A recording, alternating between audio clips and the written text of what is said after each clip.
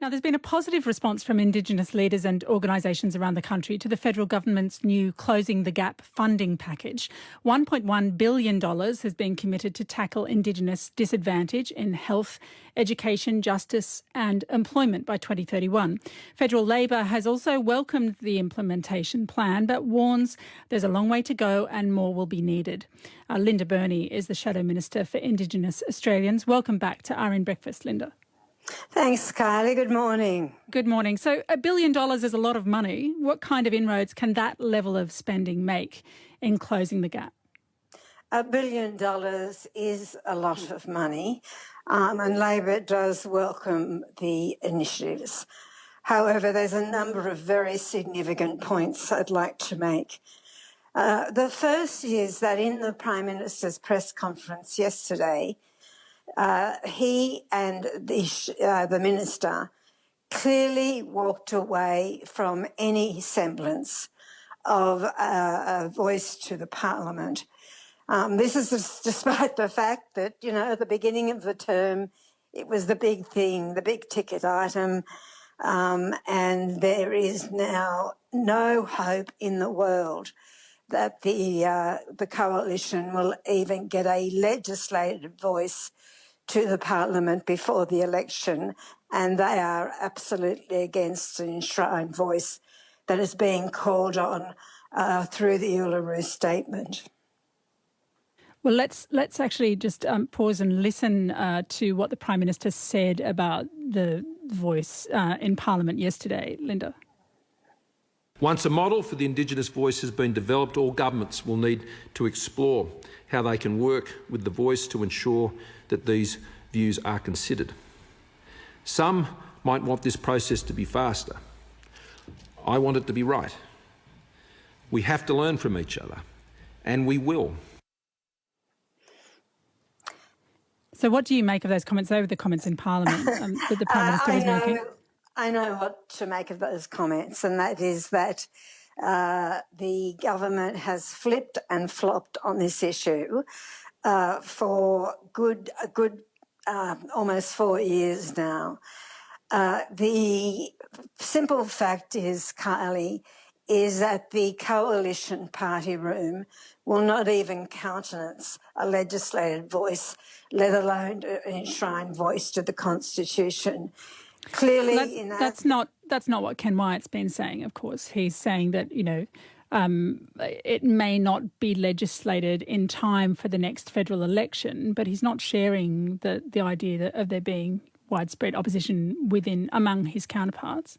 Well, I can assure you there is opposition, and I have been sitting in the Parliament now for a good 5 years, so I do know how things are operating there. I think the second thing is that clearly we welcome the initiative with reparations for the stolen generations. However, I make 3 points, Kylie. The first is that Labor committed to this and more almost 4 years ago.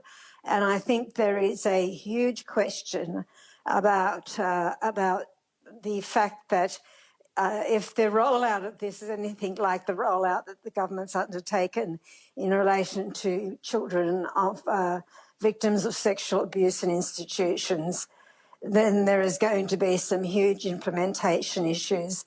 The second point I'd make is that it is not considering people that have passed away, and there are many people from the stolen generations that have passed away.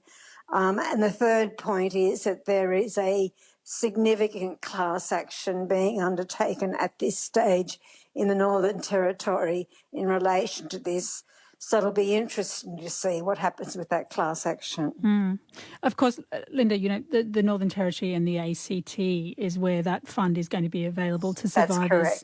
That's correct. But pressure is now mounting really on two Labor states, isn't it? Queensland and Western Australia to set up their own redress schemes. So what's your message to those state governments? This has come as news to me. The various redress schemes at state and territory level haven't necessarily been to do directly with the stolen generations. I'm very familiar with the New South Wales scheme. In fact, in another lifetime, I was responsible for it. It has to do with stolen wages. Obviously, most of the stolen wages were through the shocking so-called Aboriginal apprenticeship scheme here in New South Wales. So there is a variety of schemes across states and territories. And clearly there has been one in Queensland, I know that. And Western Australia is a state that obviously needs to consider this. It's also those Labor states that are resisting efforts to raise the criminal age of responsibility from 10 to 14. So can I ask you, what would a Labor federal government do? So, well, that's not absolutely true, Kylie. In fact, Western Australia has led the push for lowering the age, and the Labor government in the ACT has, in fact, moved legislation in their legislature to lower the age. The position of federal Labor is that we believe that 10 is too young, and we will have discussions as to what we think the appropriate age would be, but 10 is far too young. I mean, you know, for people listening to us this morning that have 10-year-olds, they are children. So the issue really is leadership from the Federal Attorney General to bring states and territories around the table to seriously look at this issue. And unfortunately, that has not happened so far. Linda, while I have you, can I just ask you briefly that the rate of vaccination, of course, against COVID-19 among Indigenous communities is low. It's sitting around 10%, I think, half of the national average. The Prime Minister yesterday celebrated the management of COVID for Indigenous people, saying, you know, no one has died. But how long can that continue given the current lag in vaccination rates? I found it so unacceptable that the Prime Minister said that this is one of the highlights of the COVID pandemic in Australia. It is not a highlight. It has been Aboriginal community organisations and communities and land councils that have kept COVID out of Aboriginal communities. The issue you raise is a very serious one. I know because I spoke to mayors in the Kimberley area just 2 days ago that said that the vaccine rollout and hesitancy in the Kimberley and the Pilbara is incredibly high. 10% is not good enough, and the vaccine rollout has to pick up, absolutely pick up in Aboriginal and Torres Strait Islander communities. Thank you for sharing that with us, Linda Burney. Thank you very much, Carly.